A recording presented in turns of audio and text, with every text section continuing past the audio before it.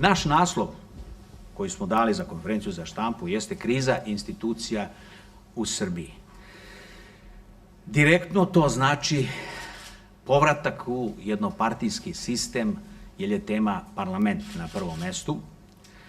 Sa parlamentarnog sistema očigledno se prešlo u predsjednički sistem. To je očigledna potreba za totalnom kontrolom. Doslovce se koristi parlament kao online komunikacija sa opozicijom preko RTS-a, to je drugog kanala RTS-a, i u suštini imamo jednu deformisanu priču o demokratiji, jer smo se retrogradno ili ti izvršena neka revalorizacija istorije, vratili smo se unazad. Sada imamo jednopartijski sistem koji je očigledan, ja mislim, i samim naprednjacima i predsjedniku, jer takav način vaspitanja političkog kadra koji je apologetski, koji sluša i imitira ono što treba vođa da misli i da kaže, na kraju se pretvara onu staru narodnu poslovicu da poturica okrvavi ruke do ramena ako je tučin do lakata, da bi se dokazao. Tako da imamo bića koja žive u parlamentu i ne bića koja su izvan parlamenta.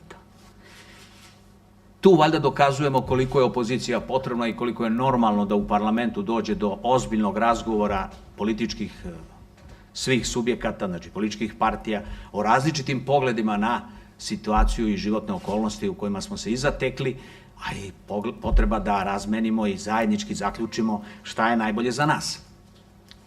Višepartizam ili ti demokratija su neophodni za jedno moderno i prosperitetno društvo. Sve ostalo vodi ga u jedno zatvaranje, izolaciju, pre svega unutra, i rađa duboke antagonizme koji se izražavaju velikom opasnošću po društvu. A to je, eto, baš ovaj parlament kao primer. U njemu nema političkog dijaloga. Zašto? Jer nema ni razlike u mišljenju, ali zato ima izdajnika izvan parlamenta. Doživljavanje opozicije kao izdajničke, kao neprijateljske, je nešto što apsolutno uništava vrednostni sistem u društvu i nas plasira u retrogradna društva konzervativnog tipa koja uopšte nisu u stanju da prepoznaju moderno doba. Neophodno je da se na tom nivou otvoreno govori.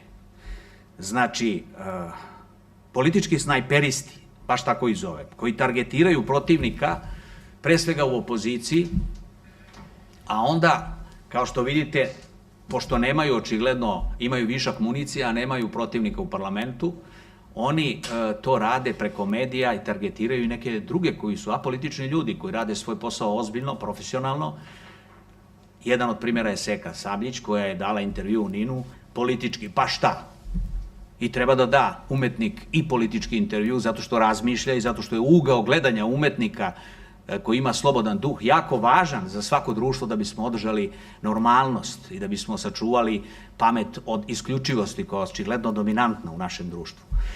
Tu je naravno i Bjelogrlić, znači napadaju se profesionalci koji rade svoj posao i osuđuju se rečnikom koji je potpuno nedostojan poslanika u Skupštini. Da ne govorimo o napadima koji su na drugim medijima prorežimskim, koji su napadi na zdravstvo, na profesora doktora Kona, koji apsolutno ne zaslužuje takvo ponašanje. I taj sukob između stručnosti, stručnog mišljenja i političkog je opasan za društvo na način da politika počne da dominira u ovom predsjedničkom sistemu apsolutno u svakom segmentu života i da se isključivo jedan čovek pita za mišljenje i za stav, a ovi drugi koji su mu vojska apologeta ga imitiraju i u mnogim stvarima i preteruju. I naravno dovode u opasnost ljude koji su prozvani.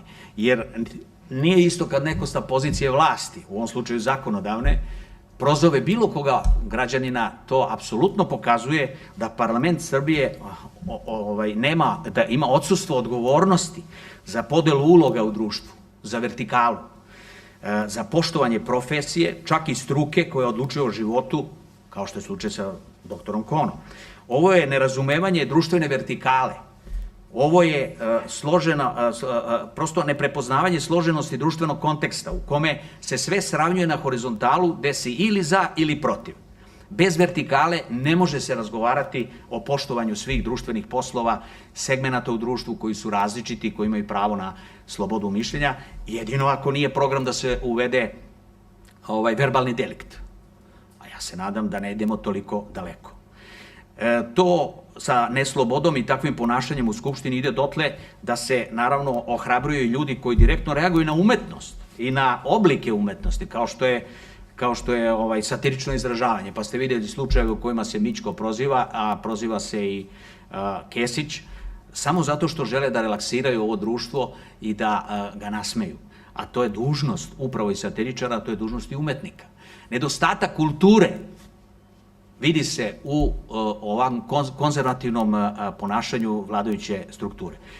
Kultura je dimenzija, ona nije samo sektor. Vi morate da je osvojite i da se ponašate ljudski da biste mogli da planirate razvoj svoga društva. Šta je dužnost umetnika nego da bude ogledalo društva? Šta je dužnost umetnika da promišlja normalno i slobodno o svemu bez ikakvih ograničenja? Svako ozbiljan u politici to mora da omogući za to da se bori. Prema tome, mi smo u velikoj opasnosti.